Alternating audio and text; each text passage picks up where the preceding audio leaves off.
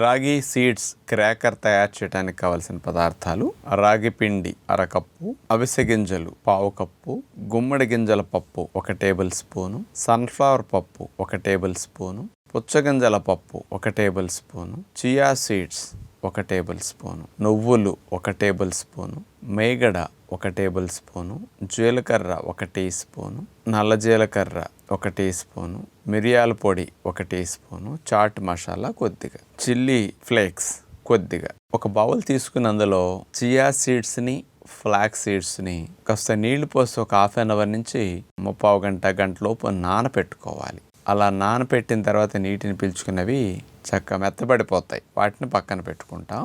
ఒక బౌల్ తీసుకుని అందులో రాగి పిండి, జీలకర్ర, నల్ల జీలకర్ర, చాట్ మసాలా పొడి, మిరియాల పొడి, ఎండుమిరపకాయ ముక్క చెక్క కూడా కారం కూర కొద్దిగా వేసేస్తాం, ఒక 1/2 టీ స్పూన్ అట్లా. వీటన్నిటిని రాగి పిండిలో కలిపేసేయాలి. క్రాకర్స్ బాగా క్రిస్పీగా రావటం కొరకు 1 టేబుల్ స్పూన్ మేగడ తీసుకున్నాం, అది వేసేసి కలిపేస్తాం పిండిలో. ఇందులో గుమ్మడి గింజల పప్పు, ప్రొద్దుతిరుగుడు పప్పు, పుచ్చగింజల పప్పు, నువ్వులు, అలాగే నానపెట్టుకున్న ఫ్లాక్ సీడ్స్, చియా సీడ్స్ ముద్దను కూడా ఇందులో వేసేస్తాం. వీటన్నిటిని పిండిలో కలిపేస్తాం. ఆ తర్వాత బటర్ పేపర్ పైన మేగడ రాసేసి ఈ ముద్దంతటిని అందులో పల్చగా, క్రాకర్స్ మనకి ఎక్కువ మందం ఉండకూడదు కదా, అలా వేసే చేతి వేళ్ళతో పల్చగా అట్లా సర్దేసిన తర్వాత 2 పద్ధతుల్లోనూ మనం క్రాకర్స్ తయారు చేసుకోవచ్చు. మొదటిది ఎయిర్ ఫ్రైయర్లో అయితే ఒక 10 నిమిషాల సేపు పెట్టేసుకుంటే చక్కగా క్రాకర్స్ రెడీ అవుతాయి. ఎయిర్ ఫ్రైయర్ లేని వారు మందపాటి పాత్ర పొయ్యి మీద పెట్టేసేసి అందులో బటర్ పేపర్ మీద ఈ క్రాకర్స్ పిండిని వేసేసి ఈ ట్రైన్ ఇందులో పెట్టేసి